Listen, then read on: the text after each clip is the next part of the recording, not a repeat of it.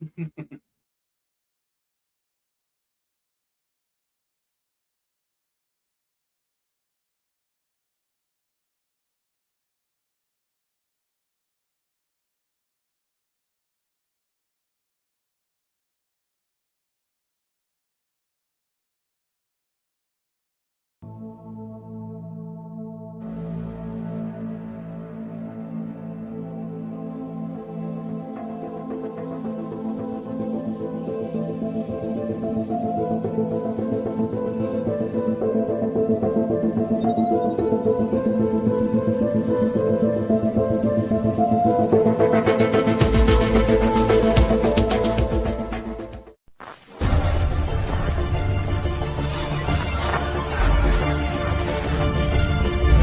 can hear this.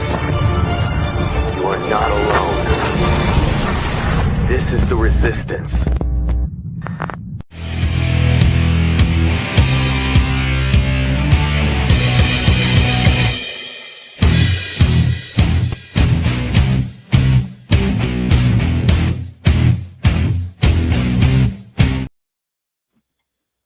What's up, everyone? Tin Man with the Worldwide Resistance Network. If you are watching this, you are the Resistance. Brought to you by the infamously fictitious Meth Monster Blue, the fictitious product that doesn't actually exist because we are of the people, by the people, for the people, as our government should be, but for whatever reason is not. So if you like this broadcast, by all means, please share the live feeds and the retransmissions, and be sure to follow us on all our social medias, X, YouTube, Rumble, all at RealTWBRN. Fuck up YouTube's algorithm by hitting that like and notification button. And as always, this is a fully interactive show, the only political podcast network that includes you in the conversation. So if ever you have a thought, opinion, or information to share, comments are open. Feel free to join in on the conversation. And on that note, do be sure also to check out our online store. A whole shit ton of new merch has just dropped. In fact, I'm going to show you some shit right now, ladies and gentlemen. We have just launched our new Pro Ice merchandise. Last week we launched the I Stand With Ice and the fucking bitch t-shirt. This week we now have your pick. Snowflakes can't melt ice, or snowflakes can't beat ice.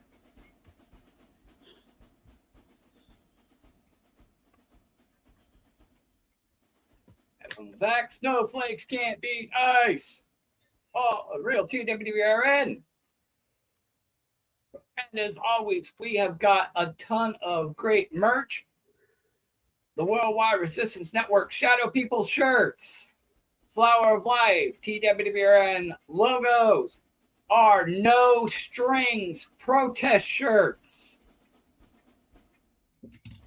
The Truth is Louder Than Bullets, the Charlie Kirk Memorial shirt, single taken, fighting the New World Order, hating whites for being white is racist, and so much more. Mugs, hats, shot glasses, bumper stickers, and so much more to come. And it is now available worldwide, ladies and gentlemen. We have got everything squared away with the EU and international trade.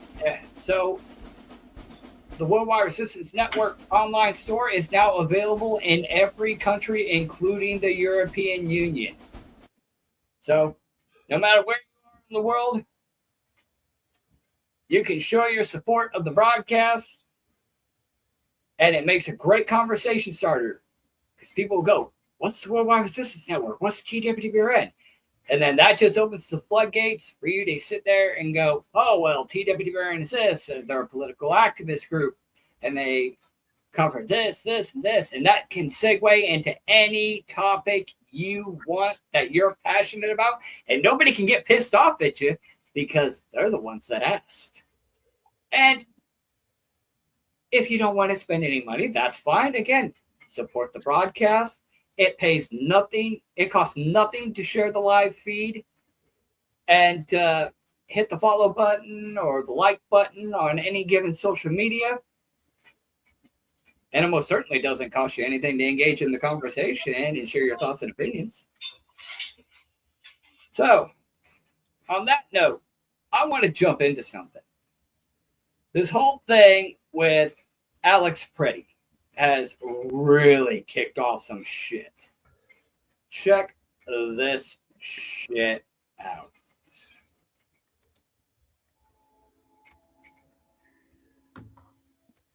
Creating a log of evidence for the future prosecution of ICE agents and officials responsible for this. Tim Walz is emboldened by what amounts to organized crime with badges and budgets. We've got a couple of groups on the app Signal that we would love for you to join.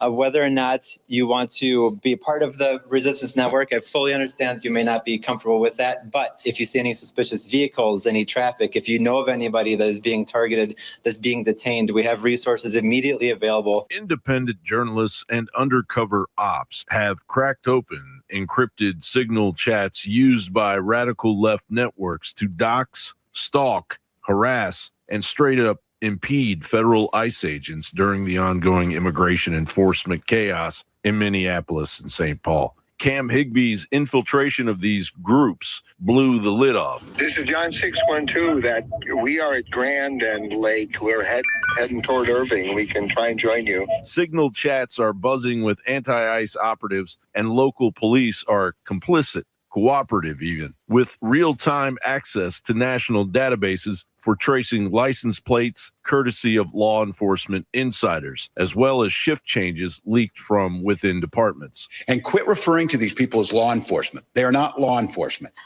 We have law enforcement who do an incredible job. Anita Smithson, dispatcher in the ICE Watch chats, Minnesota State Senate candidate, BLM supporter, Indivisible Minnesota member, and a big Waltz Ilhan Omar backer. She is allegedly using her U.S. bank risk management job for potential access to license plate databases to aid doxing. The chats coordinate rapid response ambushes on federal officers, share real-time locations and personal info, all while tying directly into state-level political operatives. We just got this message, and it says, we know that you're in Minneapolis. You're with O'Keefe and his crew of Nazis. You're in a white Ford license plate. They actually wrote the license plate down from Florida. You have 1 hour to leave or you're dead.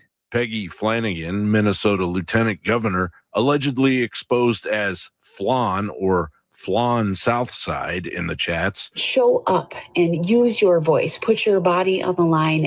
Put your body on the line. Amanda Kohler, Tim Walz campaign strategist and protest organizer, identified as a top administrator in the MN ICE Watch Signal group, training rioters in tactics like salute, a strategy straight out of the ICE Watch playbook for obstructing agents. I want to move my car! Move! I am disabled! I have a brain injury! Kohler's LinkedIn brags about her ties to Monarcha, an ICE Watch offshoot listed as a resource on the Minnesota government website under the Office of Ombudsperson for Families, no less. John Otte, media press figure allegedly participating in the Signal groups, highlights coordination between activists and journalists to shape narratives around the protests and incidents. We're not ICE. Why are you guys following us? We're following them because they were following us. Well, you look suspicious as Speculative ties at this point keep swirling around Governor Tim Walz himself as the alias Boogie. Broader allegations point to dozens more State House Senate representatives, gang members, and even media embeds in these networks. This isn't some fringe chat. It's allegedly a coordinated effort blending government insiders, campaign staff, Antifa elements, and media to obstruct federal operations. These claims suggest state-level involvement in protest networks. These are not organic protests. They are a desperate, highly coordinated, state-level weaponized resistance protecting massive fraud. Over 80% of the Somalia households receive some form of public assistance. Many of them are on welfare. So your first question is, if they're on welfare, how are they getting millions of dollars to send back to the homeland? Number one. Number two, if they're on welfare, why do they need childcare? They're not working outside of the home. Why would there be this number of Somalia child care centers? If the feds move, we're looking at sedition-level fallout that could collapse the Minnesota DFL. When I grow up, I want to take down the New World Order.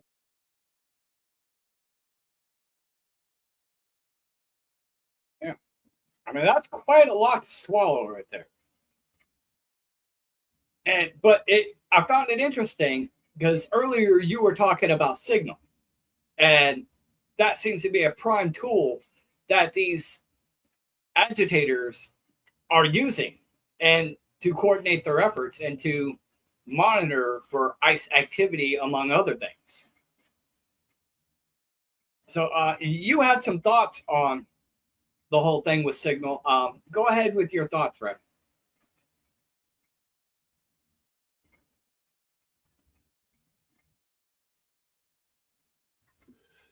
Signal was created by the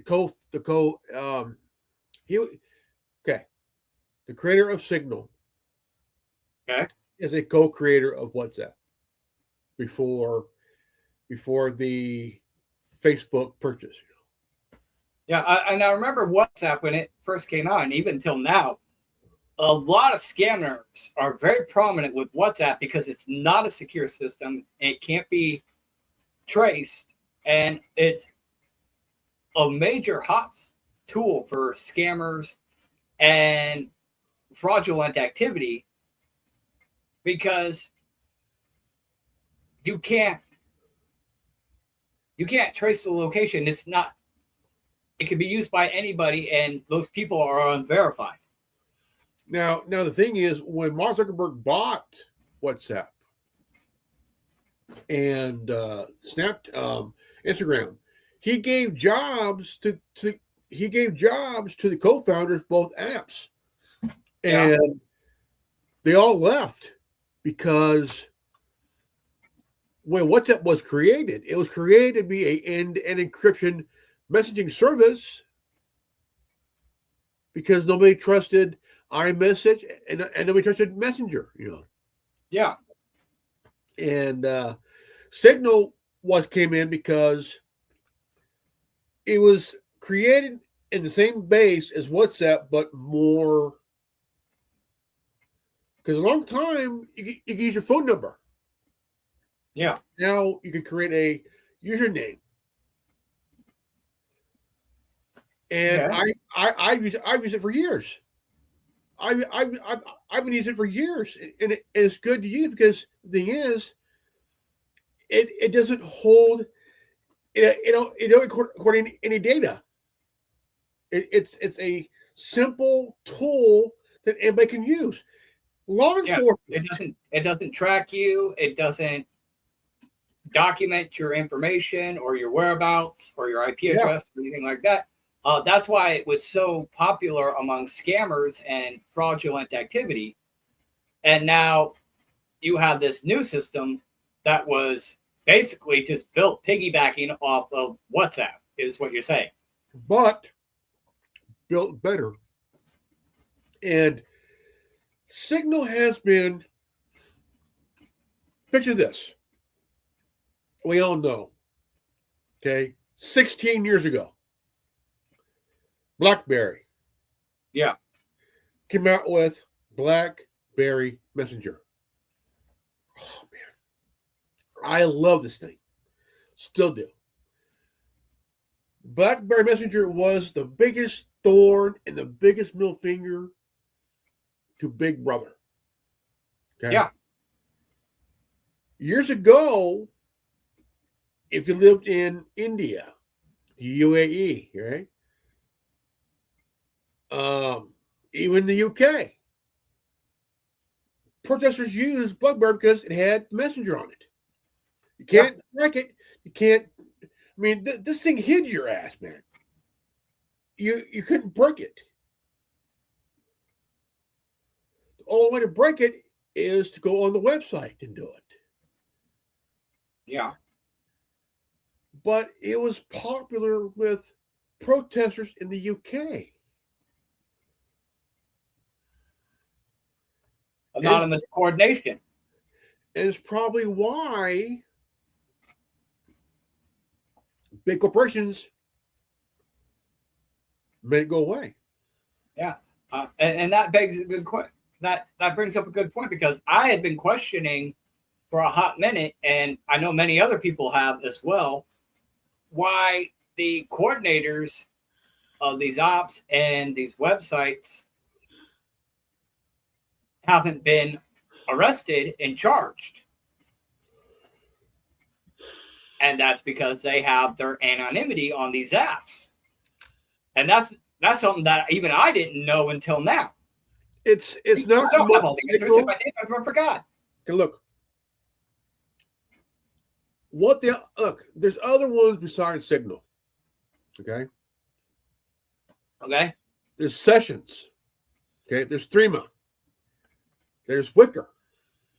There's all these ones coming out of the woodwork on the same grassroots level, and they work the same but differently.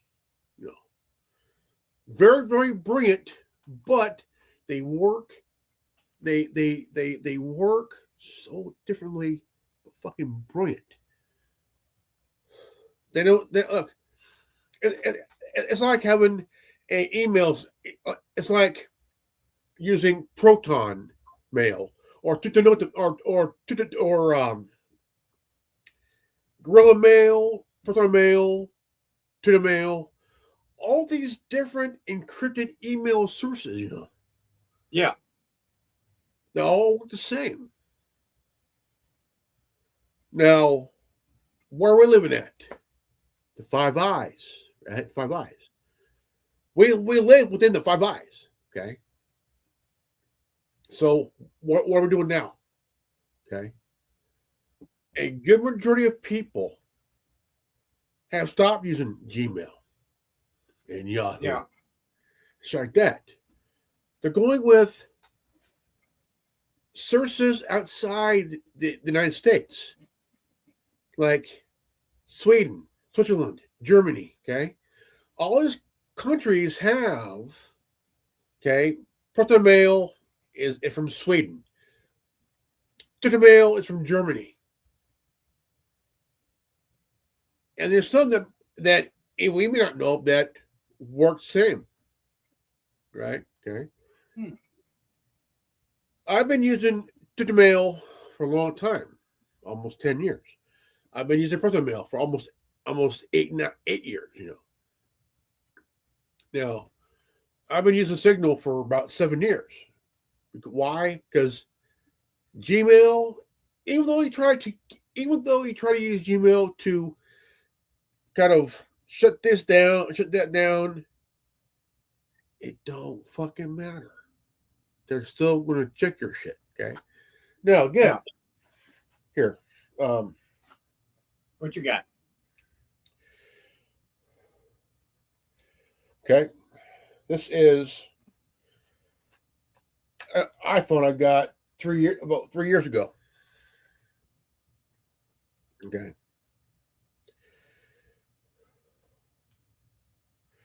This is an iPhone SE 3rd gen 2022. Okay. Look. Okay. It has iMessage. iMessage is encrypted, end-to-end encryption. Okay. Now, Safari. Is it good? Maybe. But if you integrate Safari with Go and use it properly, you're as good as you're using Signal or Threema or Sessions, you know, or Wicker. Yeah. You know, but you have to use them. Now, look, folks, you have to use these tools very wisely, man. Now, when I mentioned in my last few videos, I said, look, if we need to create something where we can monitor, but yet be smart, okay? And not be stupid, because look, what happened to Alex Preddy, look, things are about to get shaky here, folks, okay? Look. Yeah, absolutely. You had to get smart, okay? Look, on both sides, there are people who have no idea what the fuck they're doing. You know? And if they do, they're deliberately agitating to escalate for a John Podesta plan. Tin Man and I are here to tell you guys, look,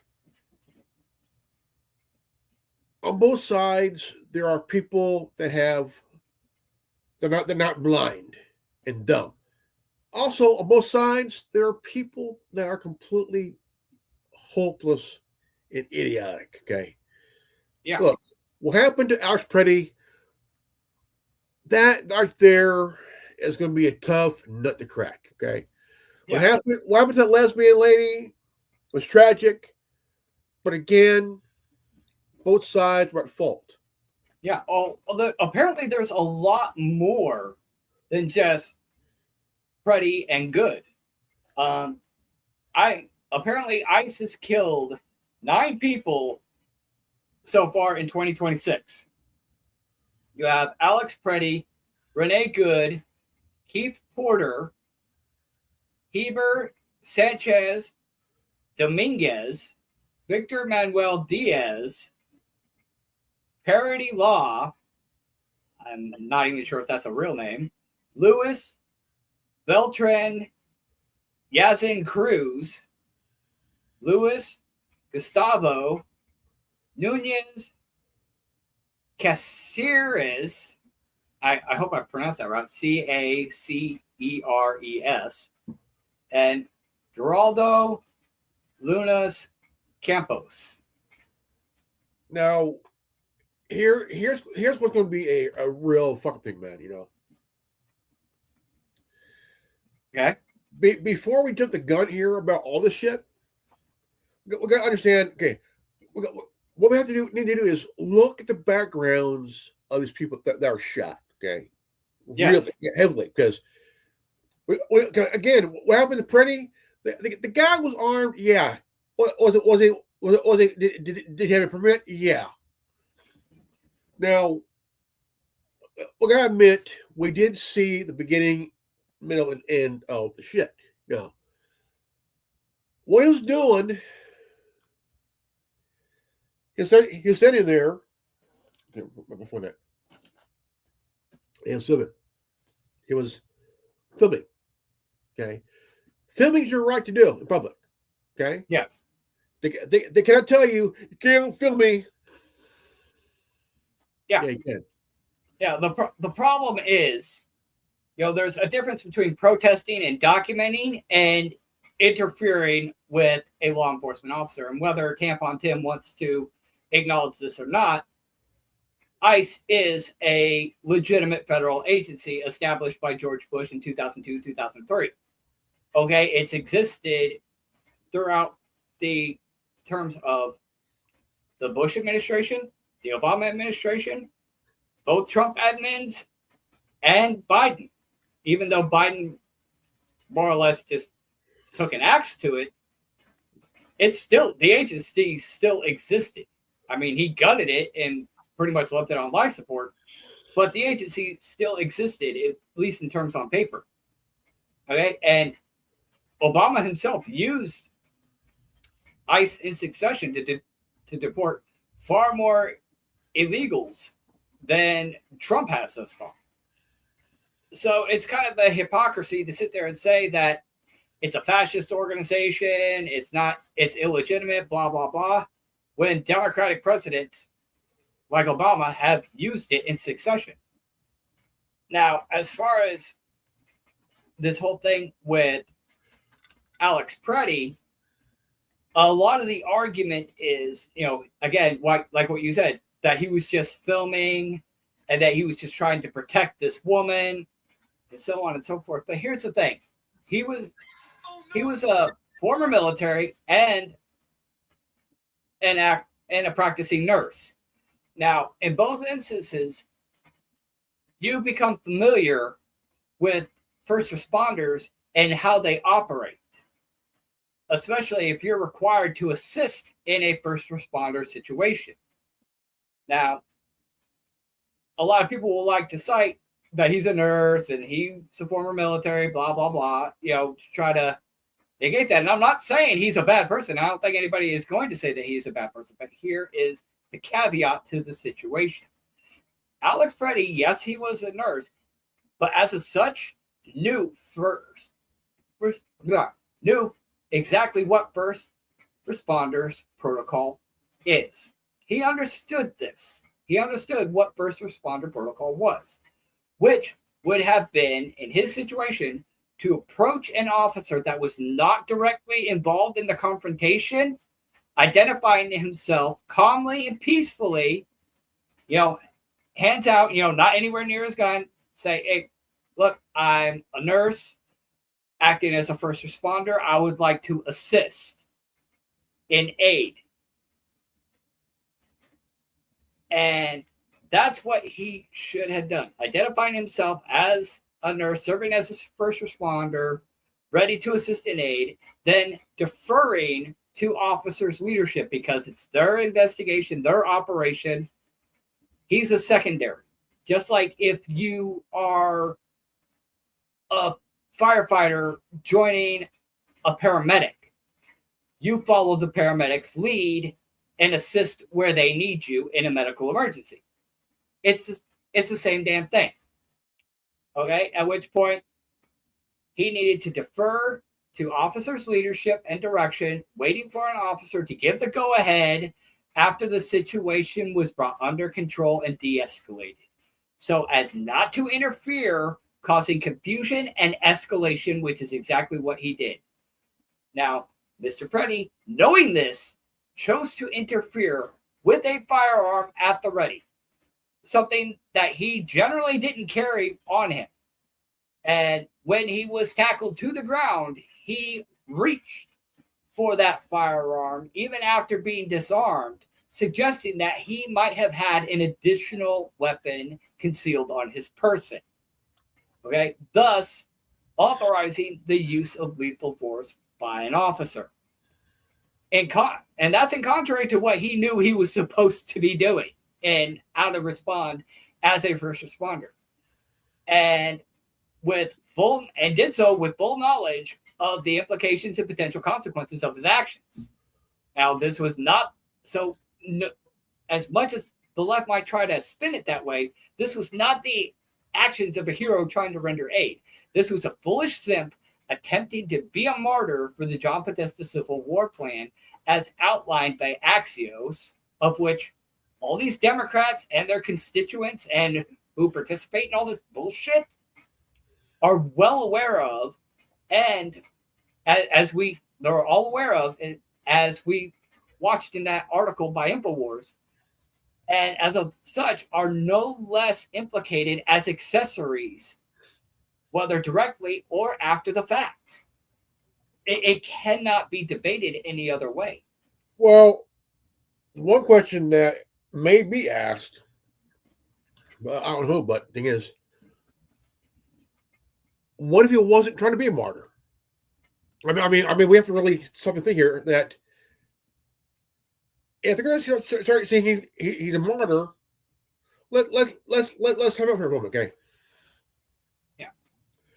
I don't want to throw the word martyr around like that. Yeah. Is he a martyr? I don't think so. Because it's too easy. It's too easy. The thing is, we have to look at every single second of that footage.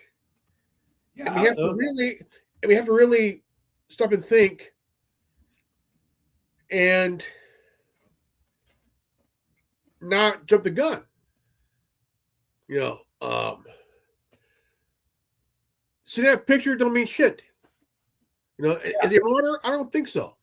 Well, he's being held up as a martyr just as much as Renee Good was. I mean, go on X. To me, that's just a Yeah, I mean, a just mind fuck. continuously, that's just all you see. It's a mind fuck. But the thing is, now we're hearing about what's her name? What's her name? Rector Good. Yeah, That she was Good. a radical. Now let's stop. Now let's really stop right there. Mhm. What I'm doing, folks, is that I am using my brain here, folks. My brain here. Yeah, we can't get politically biased. Was she a radical? Well, I mean, what was she? The thing is, she was one of two people on that day in the wrong. Yes. So was that Border Patrol guy? He was in the wrong. Now what we're seeing wrongs on both sides, and nobody is saying it. Nobody's saying, well, one side's to blame. Bullshit. Yeah. Morally and ethically, both sides were wrong, especially the ICE agent, because one, he should not have walked in front of that vehicle, and two, he could have just as easily shot out her tires as he could have shot her in the face. And according to many of the videos, it would suggest that he could have moved out of the way of the vehicle. Now, in a split-second situation like that, yeah, that's kind of hit or miss.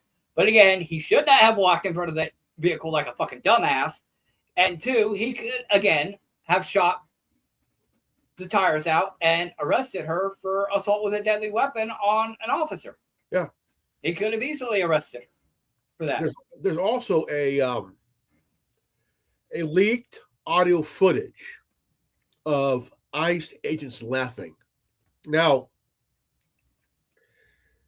I'm not going to take it as a legit thing. So it's unverified. Yeah, I mean, it could be edited, doctored, whatever you want to call it. You know. Yeah. I don't want to jump the gun here, but the thing is, it was a live audio. It could be doctored or edited. Yeah. So I'm not going to take anybody's side here because, again, I'm thinking for myself. Yes. I'm looking at a much bigger picture, folks. Bigger picture. Yes.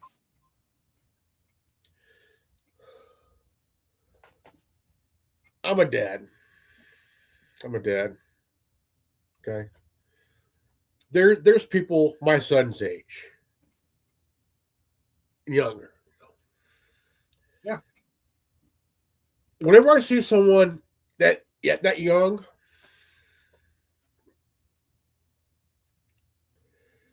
the father in me thinks that could have been my son. Yeah, exactly. Yeah. And I can understand that. And I can sympathize with that. And the thing is, I'm also calling out these ICE agents that have no idea what the fuck they're doing. But same, I'm also calling out these agitators that don't really think because they're not thinking. They're paid off by George Soros and Act Blue. Yeah, and they're all being trained. They have all these groups and all these places where they meet and they train on what to do, how to respond, how to coordinate. Again, referring back to the article that we watched at the top of the broadcast, they're very well organized. They're very well trained. They know what they're doing and they know what they're trying to accomplish, which is to become cannon fodder, to escalate the situation. And it's reaching the point where all they really need to do now that tensions are high and everybody is on edge. The National Guard's already been deployed, which I will discuss that in a moment in an article. But tensions are so hot, all it's going to take is one agitator dressed up as ICE, which you already have all that equipment having been stolen out of that van a couple of weeks ago.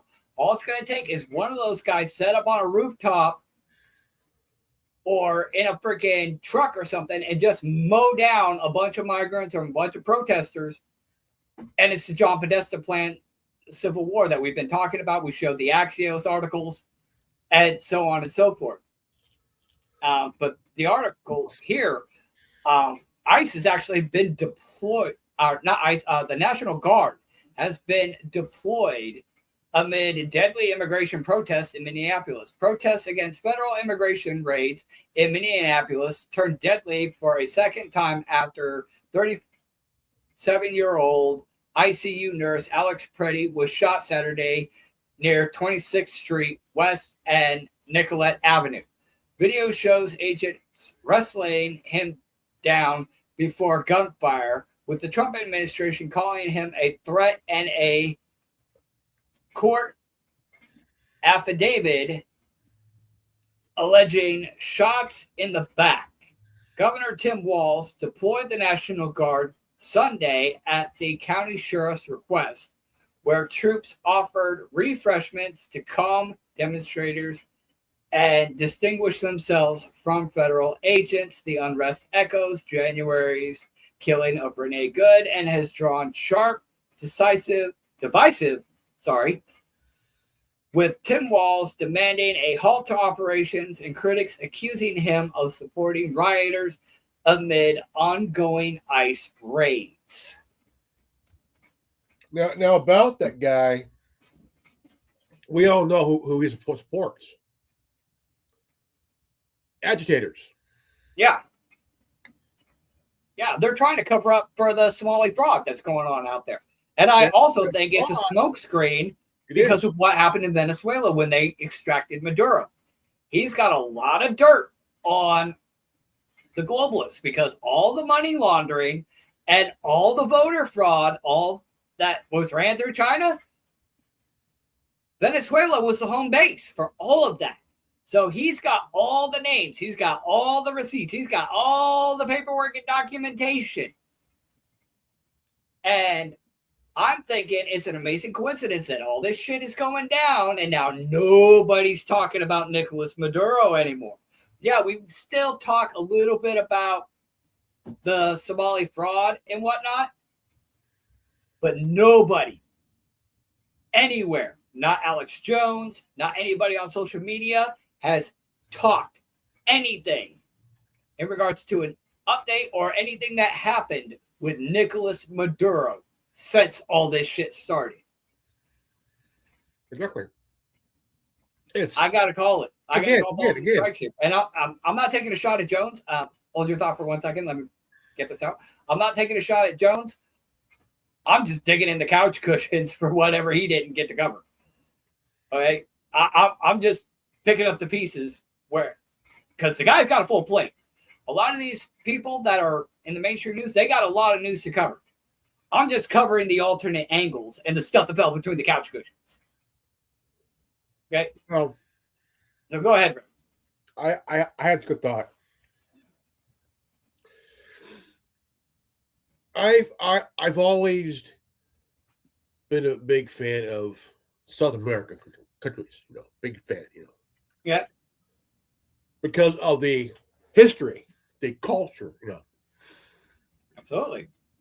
Love it, But any place on the planet that a rich cocksucker has an idea. I'm gonna go vacation over here. While I'm doing that, I'm gonna scout out for anything juicy. Okay. That's what to do. Yeah. We all know that prior to World War II or World War I, there was an issue down in South America where the workers at the I would call it the United Fruit Corporation. Okay. They were pissed because the working conditions were poor, very, very poor. Every time when a worker strike happens, who do they send in? They send the Marines. Why? we got to squash this bullshit. Well, stop and think of a inmate in prison, right? The living conditions are crap. Remember Attica. Okay, Attica. Yeah. Remember the riot from 1980 in New Mexico? Yeah. The conditions were bad. Yeah. The inmates wanted better conditions where they can live comfortably. Even though they're serving their time, they want to be comfortable. Even though they're in prison and they'll never see a day in their life outside. That's how it was during time. When the force strikes happened. Okay? Who took the blunt? Edsel Ford took the blunt and the blame for the riots caused by the Ford workers because they wanted better wages and better conditions. Yeah. I remember reading about that. Now, this was when Henry Ford I was still alive. Now, yeah. Here's something that some of you may not know. Henry Ford had an illegitimate child. Illegitimate child. Now, the mother was told, don't give him the family name, or I'll cut you off. Really? You're cheating on your wife, the woman back in the day. She has your kid, but you want to acknowledge it, but yet you don't want to acknowledge it. This is life, folks. This is fucking life, man. Okay. Where are you going with this? The worker conditions. Now, war's a racket. Okay, a book was written by General Stanley Butler called "War's a Racket." It had to do with the shit down in South America. Okay. When they sent in the Marines to handle the shit down there, they killed most of the workers. Why is that? Right? What the fuck? These are people busting their ass, making a living for their families. While the people were taking in the revenues and shit, the workers are getting very little shit. You know. Yeah. It is life. Even to this day, it's life. You know. Okay. And if you look at workers now, okay, they're making money, but the thing is,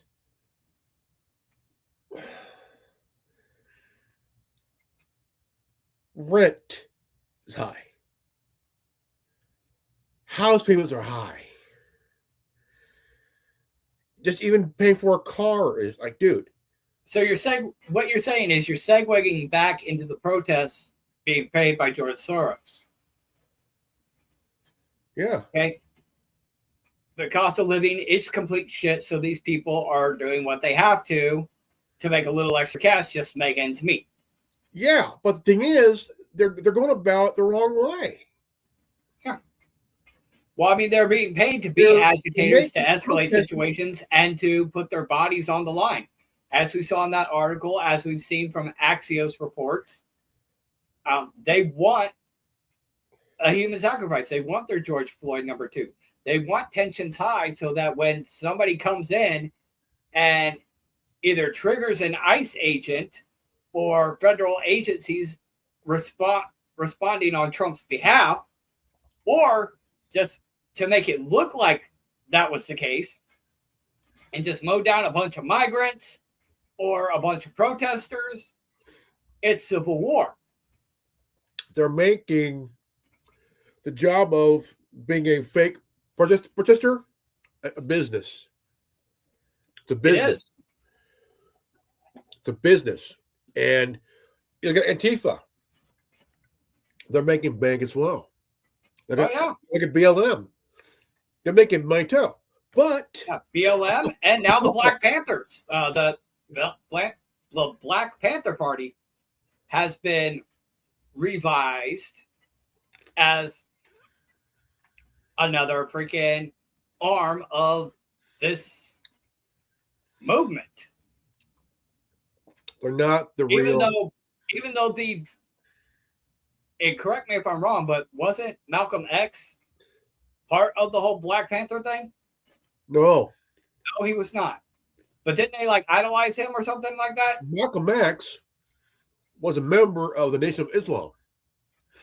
I know that, but like, what was the correlation between Malcolm X and the Black Panthers? There was some correlation there. There was something there, and I know I'm missing it. The Black Panthers came in to be a counter to basically be a counter to Martin Luther King. Yeah. It was about standing up for what's right. And they followed that era's Black Panther. They were very highly constitutionally knowledge. And they carried their guns out. They stuck to the laws. Okay, I've got it here. Malcolm X was a foundational ideological influence on the Black Panther Party, with founders Huey P.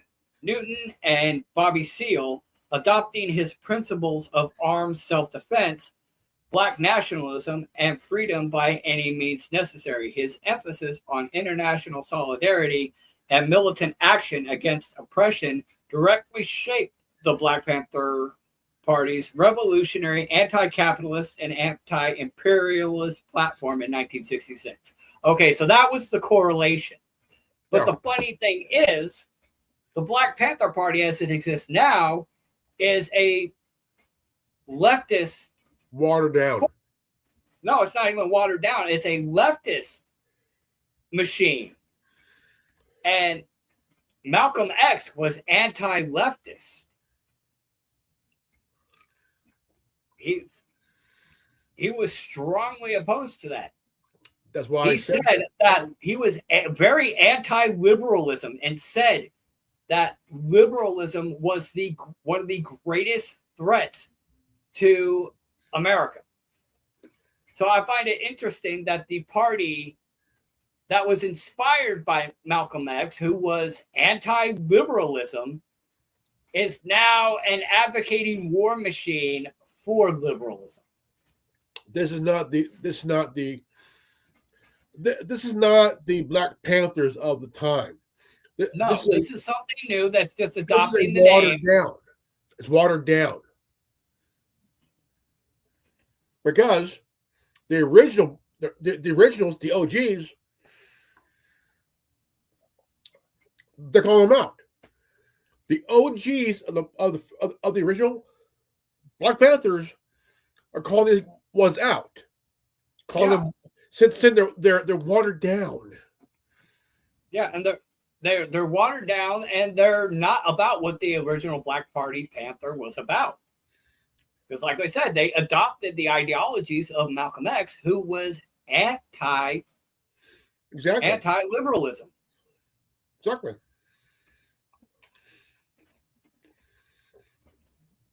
If you go back, let's see. If you go back to the 1970s and early 80s, okay, you have the Simonese army. Yeah. What was that kidnapped Petty Hearst, okay? And they were the same, they're following the same shit, but they had no idea what they're doing. Agreed. They were doing bank robberies and shit and murdering cops, and like you guys had Petty Hearst almost 8 years. Yeah. It's like which was with them. She enjoyed the spotlight. She enjoyed it. Yeah. And most of these people do enjoy the spotlight. Her grandfather was a billionaire, right?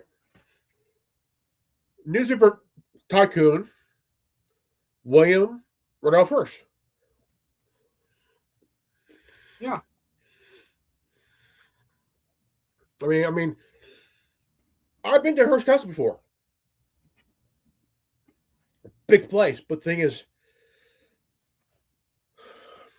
I mean, it's the same script, but it's been recycled for another generation. Yeah. It's like the Communist Manifesto. They had all these ideas, and they're still running with it to this day because communism wasn't squashed in the United States. And they had all these ideas of how they were going to overthrow the United States and take control. But one of the biggest caveats I found out recently, they didn't know what the fuck they were going to do after the fact. Exactly. They were going to topple the government and take over the United States, but they didn't know what they were going to put in its place. And they didn't even know where to begin. These questions were asked and nobody had a fucking answer. They tried to remove FDR, and they wanted an American dictatorship. Yes. That's when the book Wars and Racket was written. The Racket. Wars and Racket.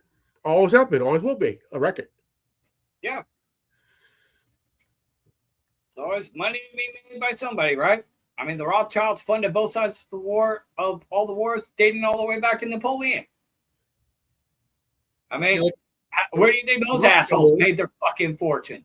The Rockefellers sold their oil to the Nazis. Yep.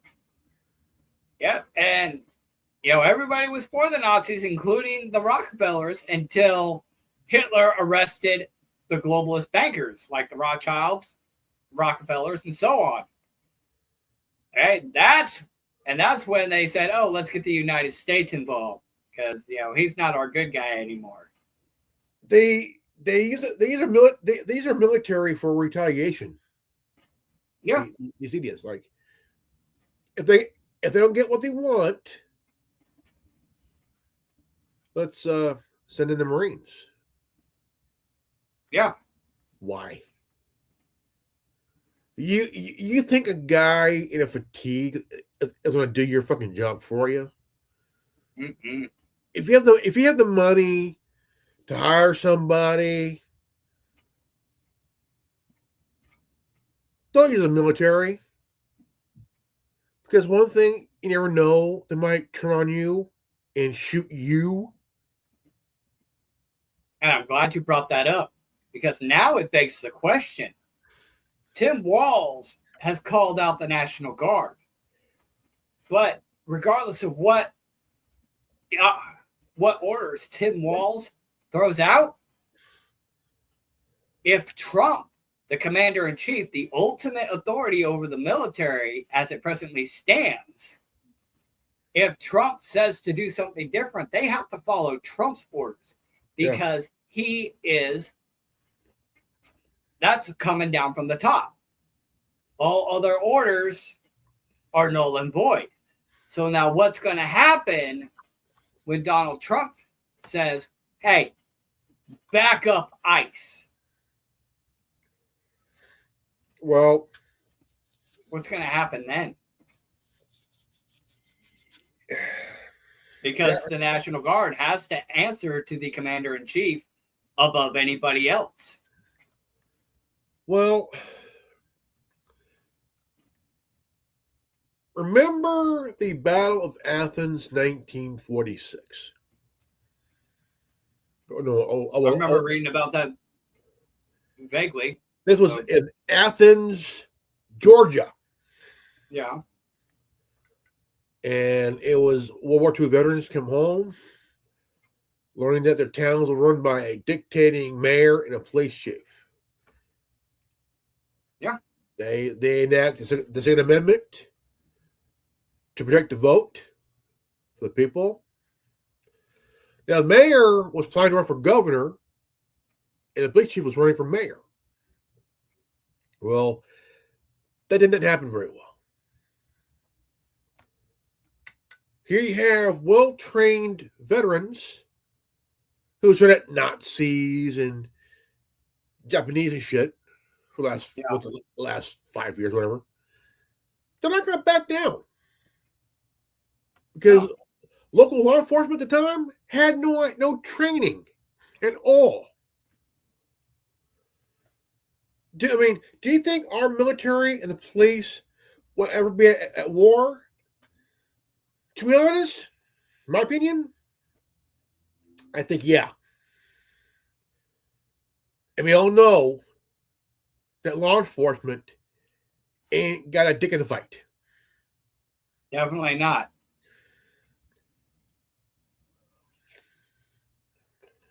Why? So it definitely seems safe to say that if Trump gives the order, the National Guard's going to go with him and turn on Tim Walz.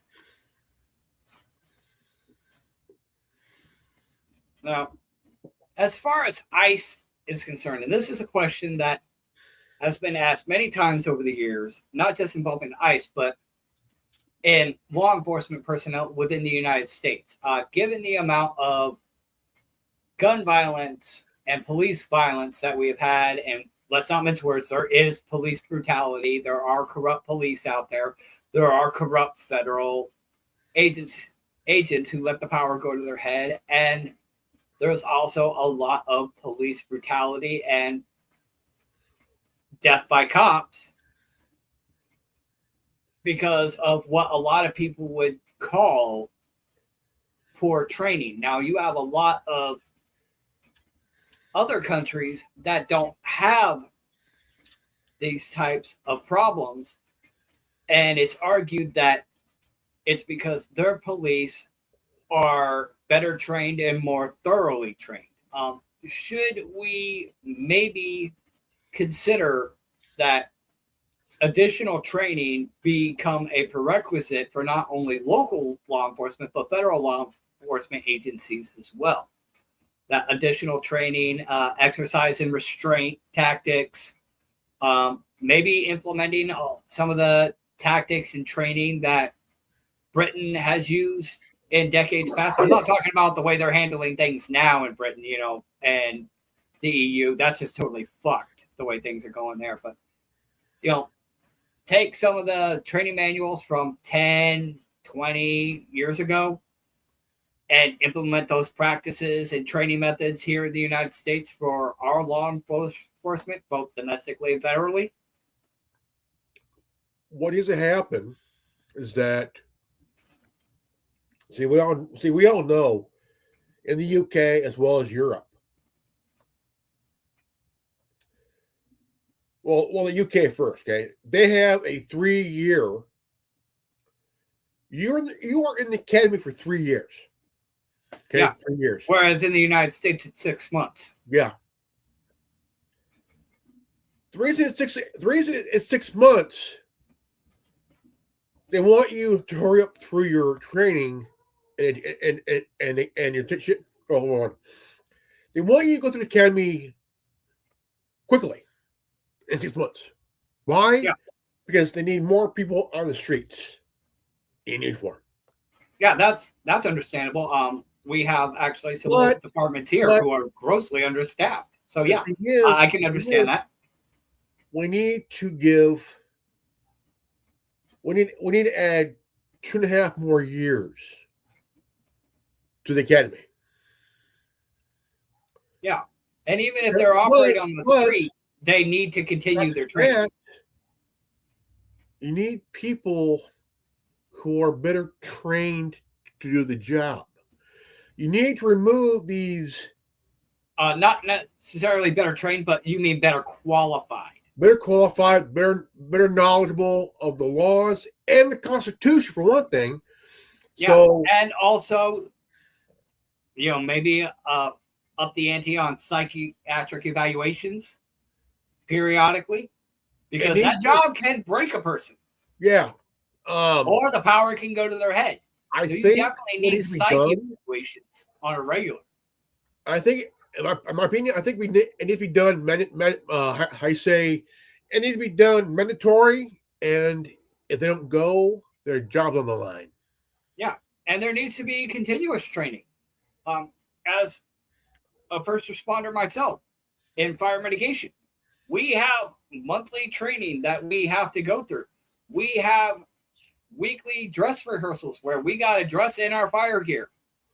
Because we got to be on our game. We got to test our equipment. We got to dress out. We got to be able to train and respond to an emergency, not only in a timely manner, but in an efficient manner. We have to be at the tip top of our fucking game. Yeah. Even just as security fire mitigation, we have to be at the tip top of our game. We have 3 drills a week. We have monthly training on varying things, whether it be fire suppression systems, extinguishers, little Jimmy, whatever. Okay, we have to train. We have to be up on our game and learning and relearning and relearning and relearning and practice and practice and practice and practice and practice. It never stops. Even just as a security guard, you have to go through every 2 years. You don't just pay $50 and renew your license like you did back in the old days. Back when I first got my guard card back in 2004, you had an 8-hour course. But after that, every 2 years, it was just a $50 renewal fee. Now you have the renewal fee, but you also have refresher courses that you have to take before you are recertified. Yeah. It should be no less for law enforcement on the local and federal levels. It should absolutely be the case for anybody who's acting in any capacity as a first responder. And I say first responder as a loosely term because security officers like myself are first responders, firefighters, EMTs, police, they are all first responders. And they all work together. And that's where I say that Alex Preddy fucked up because he works for first responders on a daily basis. As a nurse, you're going to be working with police. You're going to be working with EMTs.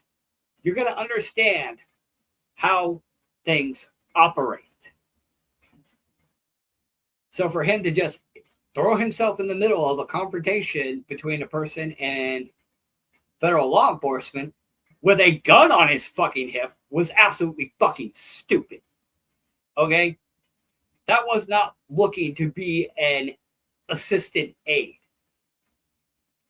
That was intentional escalatory behavior because as a nurse, he knew what first responder protocol was.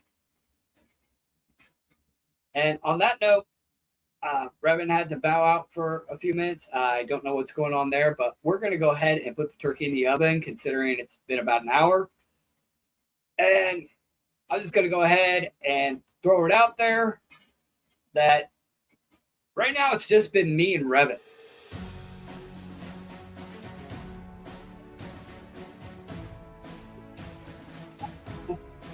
But for whatever reason, it's just scheduling just isn't working out for them. You know, people have lives, people have responsibilities, and I completely understand that. But we definitely want to try to have a full panel, at least 4 people. And Revan, you had a thought? Yeah, I wanted to, before we end this thing, real quick. Okay, I will cut the music real quick. Ladies and gentlemen, there's an app that's been really, we want that Tim and I want to talk about. It's been really, okay. Okay, go for it. The app Scoops has been mentioned multiple times, even on TikTok. Now, okay. This thing is pretty cool. I did my first video today, It's only two and a half minutes. Scoops is a completely different from YouTube and TikTok and whatnot. I tell you what. Yeah. And even though it's been used by these protesters and agitators, it's not necessarily a bad thing. It's a double-edged sword. It can be used to empower humanity or used to completely enslave humanity. It can be used as a defensive or an offensive weapon. Now, it depends on the user. When I mentioned, okay, I love the idea. Why? Okay. Because it's smart, careful, and safe. Okay. Now, I love the term grassroots resistance. Always have. Okay. I love the idea of neighbors helping neighbors. People helping people. Okay. Question. Do you think that this whole thing with ICE and them using this system and these agitators using this system and what you've pointed out about this system, do you think this is a pretext to get technology like that banned here in the United States? Like Scoops? Yeah. To get Scoops and have like it banned? No, the thing is, or have more surveillance over them. Let's really get down to the here, okay? When I say wise and smart and careful, I mean that because the thing is, if you really want to monitor some bullshit, again, you can protest, but do it smart. Yeah. Non-violently. We all carry these. I do, Tin Man does, all the time. But they are also a great tool. How do you use a great tool? You use it wisely, carefully, precisely, smart. Now, yeah, this isn't the caveman days where you hit the washing machine with a bat. The app Scoops, I think, in my opinion, should be a great tool to monitor. Yes. Monitor from a distance. Don't be in their face like this from a distance. Do like what we do. Show up to these protests and document. Okay? Don't interfere with the protests. Don't escalate the situation. Don't interfere with law enforcement. Just show up. If you want to document officers, that's great. Don't interject yourself in the situation. Stand off to the side and videotape.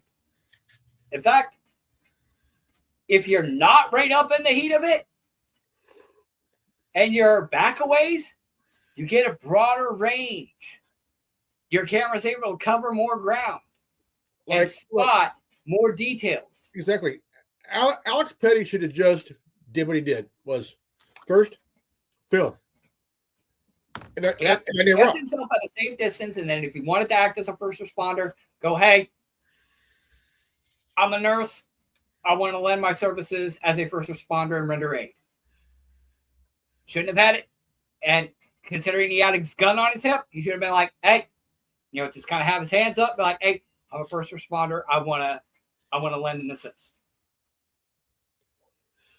to an officer that wasn't directly involved in the confrontation. It's one thing. Okay. Yeah. We have to be smart. Yeah. Both sides have to tell their side. Look, we have to be careful here. We have to be bigger than this. Yeah. Protesters. Also monitor your fellow protester. Yeah. Because you never know.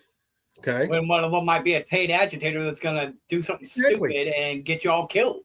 One of your buddies might be a paid agitator. Go ask Killen Bennett in St. Petersburg, Florida. Yep. Navigator got called the park rangers, and gave her a ticket. Now, again, if you're media, free speech area is where you stand. Not what to tell you to go. Yeah, you don't put yourself in the middle of a situation that could easily escalate.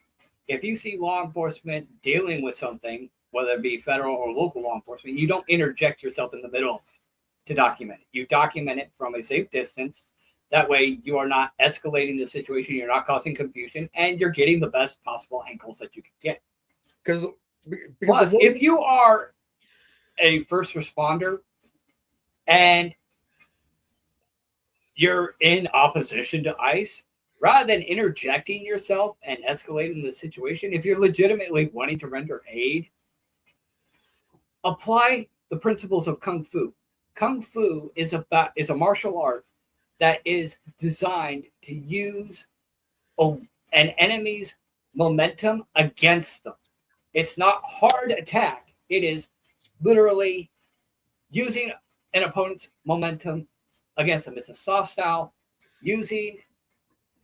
turning an enemy's actions against them, weaponizing the enemy against itself. Do that. Apply that principle.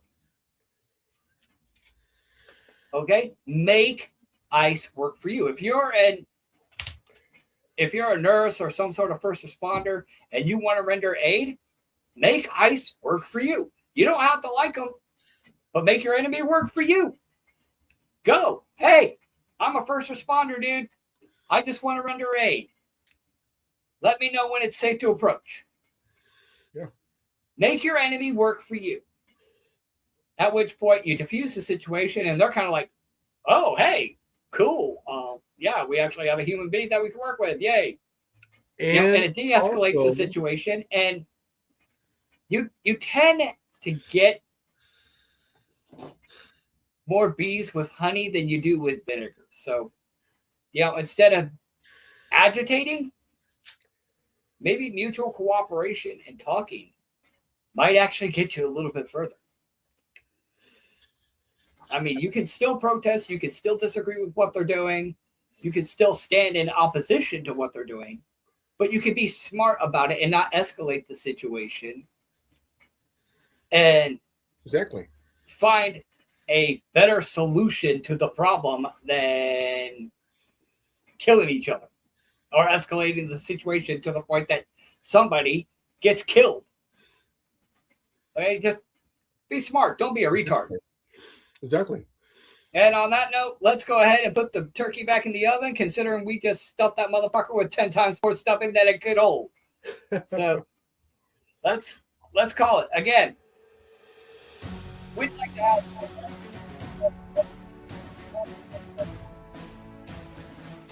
more people in the past, but for varying reasons, right now it's just me and Connor. So if there's anybody out there who would actually like to participate in the roundtable, who's well knowledgeable and is independent media, not leaning one way or the other, but can just sit here, call the facts as they are, call balls and strikes, and present ideas and an intellectual conversation, hit us up on X and we'll reach out to you and talk to you and see about getting you in here on the roundtable, because we could definitely use some volunteers. So if you want to volunteer your voice and your thoughts and your opinions on the roundtable, hit us up on X at RealTWRN. If not, comments are always open. Feel free to join the conversation. And as always, share the live feeds, share the retransmissions. Be sure to follow us on all our social medias, X, YouTube, Rumble, all at RealTWRN. Be sure to follow Revin on all his social medias as well. And as well as Scoops on your Revit Auto. There you go. And all his links are posted at the beginning of each transmission. And as always, fuck up YouTube's algorithm by hitting the like and notification bell so you can keep up on what we're doing. And as always, check out the online store. We've got the new ice merch, and we've got more merch coming out tomorrow. We're going to be doing another podcast tomorrow. The subject, Anonymous, the Anonymous Collective. So we're going to have a little bit of fun with that, just kind of throw some thoughts and ideas about what's going on with Anonymous and what happened to them, where they are, what they're doing, how they're doing. And this and will so on take and so a while. forth. Yeah. So we're going to be doing that tomorrow. Reverend, what time do you think would be a good idea to do that tomorrow? Let's say about 11:30. 11:30 in the morning? Yeah. My time. Your time? Okay. So that would be 2:30 Central Time. So 2:30 Central Time, tune in for the roundtable. And on a side note, I do want to apologize for the delays in these broadcasts. Normally we do the roundtables on Saturday, and I want to also apologize for the background noise. I have to have my heater on, the central heating system on right now because it is literally 13 degrees where I live right now, and I really don't want my pipes to freeze. And with the storm that we just had that really bad winter storm that passed through over the weekend. That's why I was not able to do the roundtable, because I was acting as first responder to anybody who couldn't show up. Because if our officers can't get in, I gotta stay. Anybody who's in Hinton, Oklahoma, be safe, folks. Be safe. Yeah. If you're in any of the affected areas, stay inside, be safe, stay warm, and especially if the roads are hazardous, don't go out unless you absolutely need to. I mean, there was a little bit of snow outside, and I didn't drive my car. I just went around the corner to the store to pick up some stuff for dinner because the store's just the next block over. So I didn't even drive my car because I'm not going to risk my vehicle in this weather. So I advise everybody, stay home. Unless you have to go out, stay home, stay warm, and stay safe. And until tomorrow night, this has been the Tin Man, Chris Sheldon, with the Worldwide Resistance Network. On behalf of Revan and Connor, who couldn't be here, if you are watching this transmission, you are the Resistance. Be safe. Good night.